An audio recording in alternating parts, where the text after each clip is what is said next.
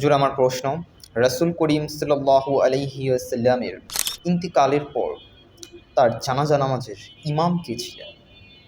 দ্বিতীয় প্রশ্ন হচ্ছে, আল্লাহ রাব্বুল আলামিন যখন আদমকে সৃষ্টি করলেন তখন সকল ফেরেশতাদেরকে হুকুম করলেন, হে ফেরেশতারা তোমরা আদমকে সিজদা করো। তখন একজন সিজদা করলেন না, সেটি হচ্ছে শয়তান। তো আমরা তো জানি যে ইবলিস শয়তান আমাদেরকে ওয়াসওয়াসা দিয়ে বিভিন্ন খারাপ কাজ করায়, আল্লাহর পথ থেকে দূরে সরে রাখে।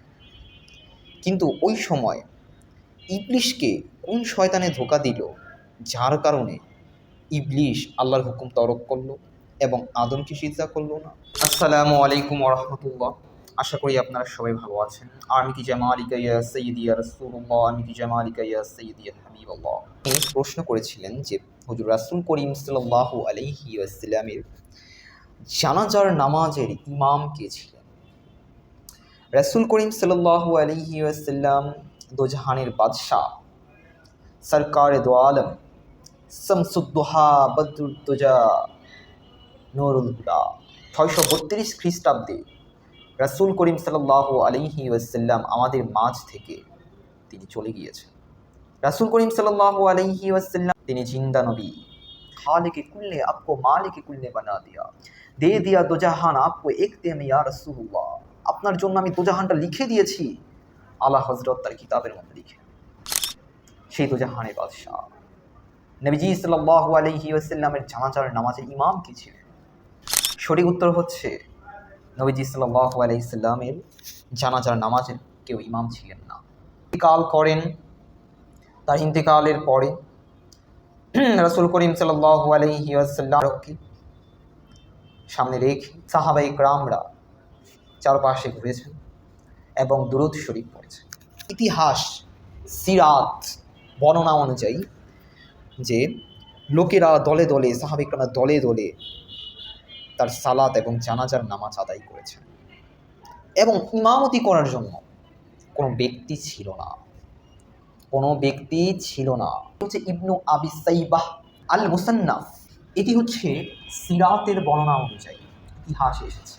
ইতিহাসে দ্বিতীয়ত প্রশ্ন যে ভাই, আল্লাহ রাব্বুল আলামিন আদমকে সেজদা করতে বললেন, সমস্ত ফেরেশতারা সেজদা করলেন, কিন্তু শয়তান করলেন না। এই শয়তানকে কোন শয়তান ধোঁকা দিল যে তিনি আদমকে সেজদা করলেন না? দেখুন, প্রশ্নটা একেবারে ইজি। শয়তান হচ্ছে দুই প্রকার, একটি হচ্ছে মানুষ শয়তান, একটি হচ্ছে জিন শয়তান। প্রথমত পয়েন্টে আসি। ফার্স্ট অফ অল, মানুষ শয়তানটা কি?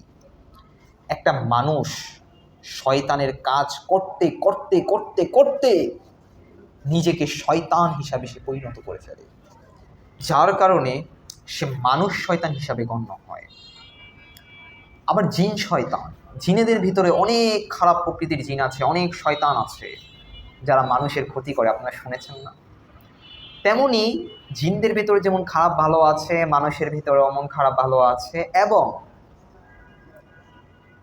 ইবলিশ হচ্ছে এমন এক শয়তান, আজাজিন হচ্ছে এমন এক শয়তান, মুকরাম হচ্ছে এমন এক শয়তান যে তার গর্ব এবং অহংকার নিয়ে সে বলেছিল, আমি কেন আদমকে সিজদা করব আল্লাহ? আমি তো একটা আগুনের শীষ দ্বারা তৈরি, আগুনের তৈরি, আমি কেন আদমকে সিজদা করবো? সে তো সামান্য মাটির তৈরি। এই অহংকারের কারণে আল্লাহ রাব্বুল আলামিন তার গলায় জাহান্নামের তক্তা দিয়ে দিয়েছে। ইবলিশ নিজেই শয়তান, তাকে কেউ ওয়াসওয়াসা দেওয়া লাগে না। তেমনি আমাদের সমাজের ভিতর কিছু কিছু মানুষ আছে, শয়তানের কাজ করতে করতে নিজে শয়তান হয়ে গিয়েছে, যার কারণে তাদেরকে ধোঁকা দেওয়া লাগে না, তারা শয়তানে পরিণত হয়ে গিয়েছে। বুঝতে পেরেছেন আপনারা এবার?